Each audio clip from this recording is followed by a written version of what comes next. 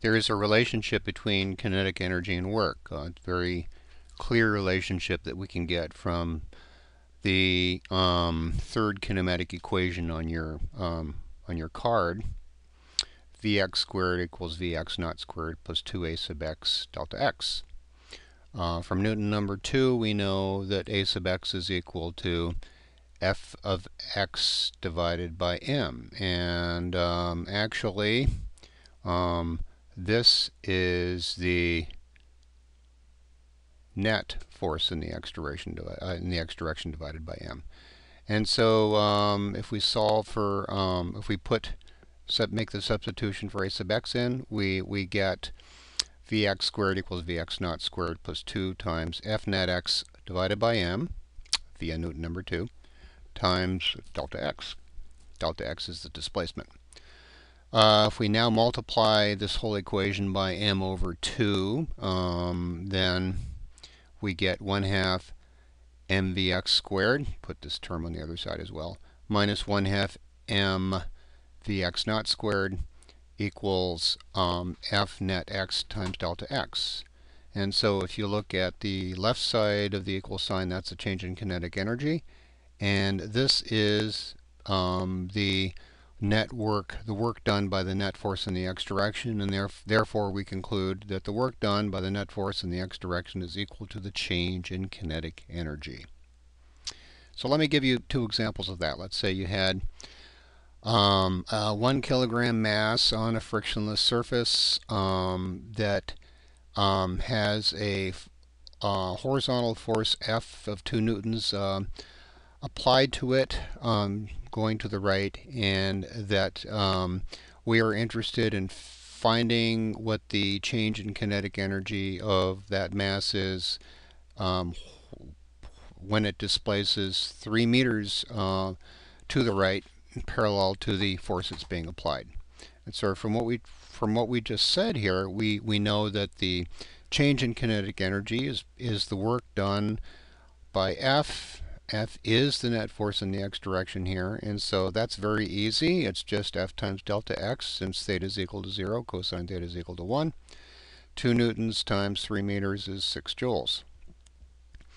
On the one hand, on the other hand, the change in kinetic energy is 1/2 times 1 kilograms times Vf squared, V sub f being the velocity, the speed of the object of this mass m after it has undergone a displacement of 3 meters, minus 1/2 times 1 kilogram, that's a typo, excuse me, times 0 meters per second squared. We're assuming that it has an initial velocity of 0.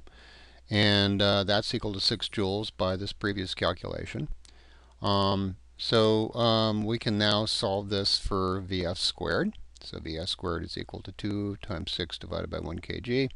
And Vf is the square root of 12, which if you grab your calculator, you can see that that's 3.46 meters per second. So we're using this relation between kinetic energy and work to figure out what the final velocity speed of the mass m is. That's one example. Another example is, let's say that we had the initial velocity of the mass 10 meters per second, and let me draw an arrow in here. So the initial velocity is in this direction for this second example.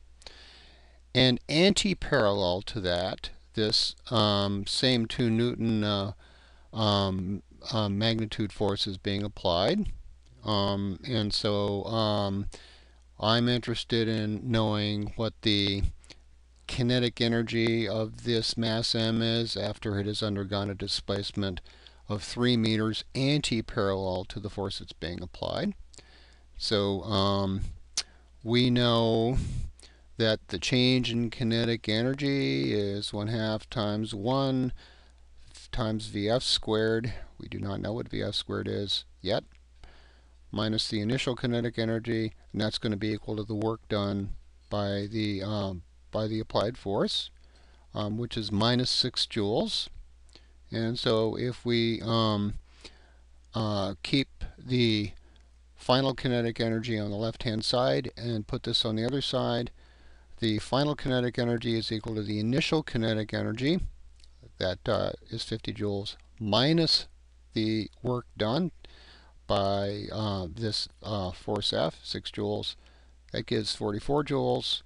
And if you now solve for V sub F, you multiply through by 2 and divide through by 1 kg. And so that would be the square root of 88, which you should confirm is 9.38 meters per second. So we're using kinetic energy and work to do what we previously would have done with an entirely kinematic calculation. That's one of the transitions in this chapter, is showing you an easier and more intuitive way to think about many of the things we've done before and things that we haven't done before.